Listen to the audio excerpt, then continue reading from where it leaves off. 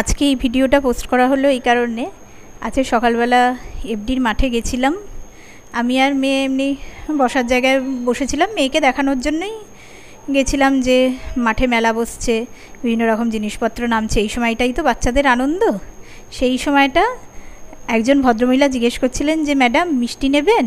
আমি ওনাকে জিজ্ঞেস করলাম যে কোথার থেকে এসছেন। এবার ওনার মুখেই শুনে নেওয়া যাক ওনার কথা।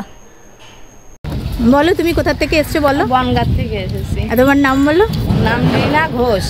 বনগাঁ থেকে। আর কি কি বিক্রি করো বলো। কোনটা? কালাকাঁদ আছে, কাঁচাগোল্লা আছে, রসগোল্লা আছে, মাখা সন্দেশ আছে, তারপরে আপনার লেডি কিনি বিক্রি করি। কেউ যদি অর্ডার দেয় রসমালাইটা দিই। আর তোমার ফোন নাম্বারটা, ছেলের ফোন নাম্বারটাই মুখে বলে দাও। 25630106। মিষ্টিগুলো একবার দেখিয়ে দিই।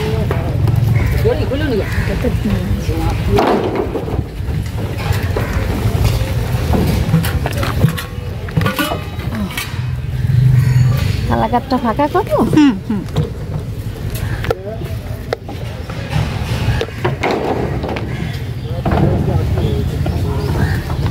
আপনাদের টিভি আছে না? হ্যাঁ।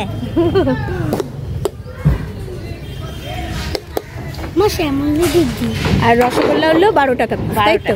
আর কাঁচাগোল্লা 250 গ্রাম 120 টাকা। হ্যাঁ। 200 গ্রাম 100 টাকা। আর কালাকাঁদ 100 এই 1 পিস 14 টাকা। আর ওই লেডি কিনেও 12 টাকা পিস। ও লেডি কিনিও আনো। লেডি কিনে আনি। ওই কালো জামরে অনেকে গোলাপ জামরে বলে লেডি কিনি। আমরা ওই দেশে, আমাদের দেশে লেডি কিনি বলি। এইখানে গোলাপ জামু বলে। আর আপনার রসমালাই ওটা কিলো হিসাবে হয়। আচ্ছা। যদি 1 কেজি নেন তাহলে 700-800 টাকা এরকম। আচ্ছা।